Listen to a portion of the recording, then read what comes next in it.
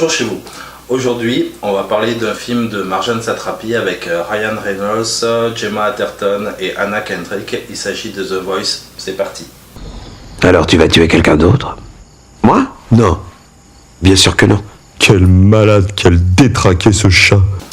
Alors ça se passe dans une petite ville américaine, Milton. Jerry, qui est interprété par Ryan Reynolds, est un célibataire, solitaire, un ouvrier qui travaille dans une usine de baignoire.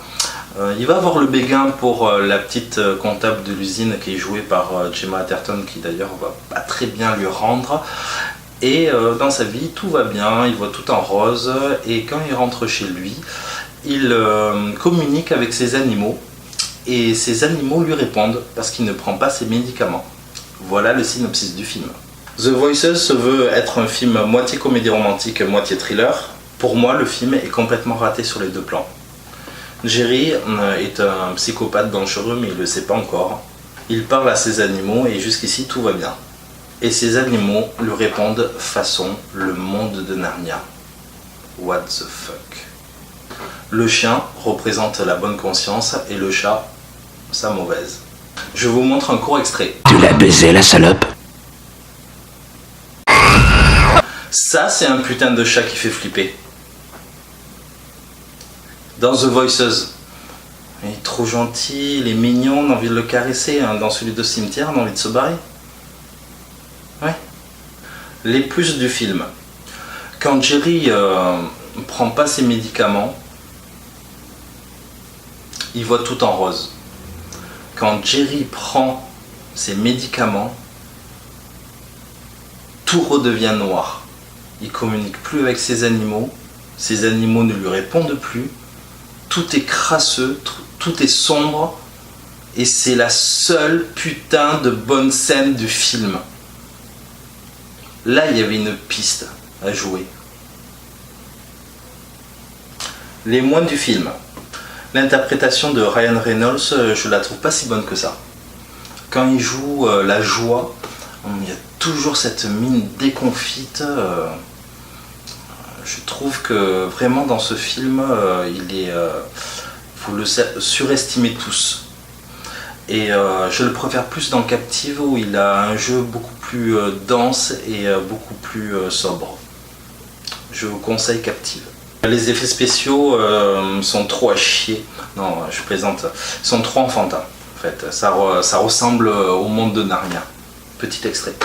Bienvenue à toi, Peter. Gemma Arterton joue super mal et Anna Kendrick joue mieux qu'elle. Le scénario est une fausse bonne idée. Le film est caricatural. Tout est téléphoné. Il n'y a aucune surprise. Et ce générique de fin, il est à chier.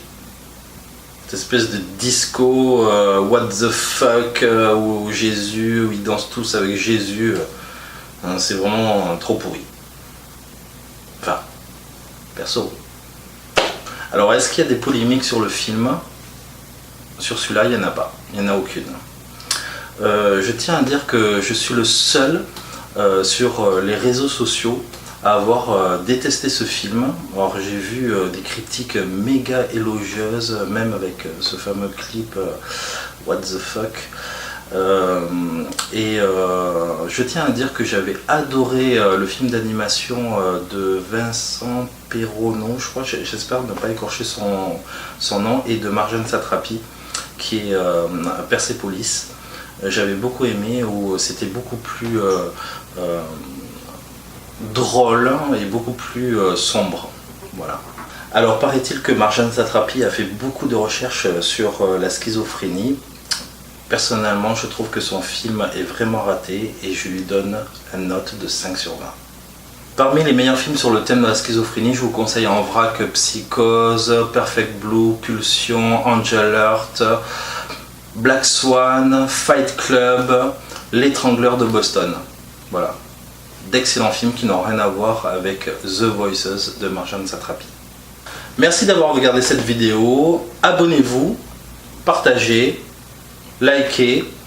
On se donne rendez-vous pour la prochaine critique rapide. Bonjour chez vous.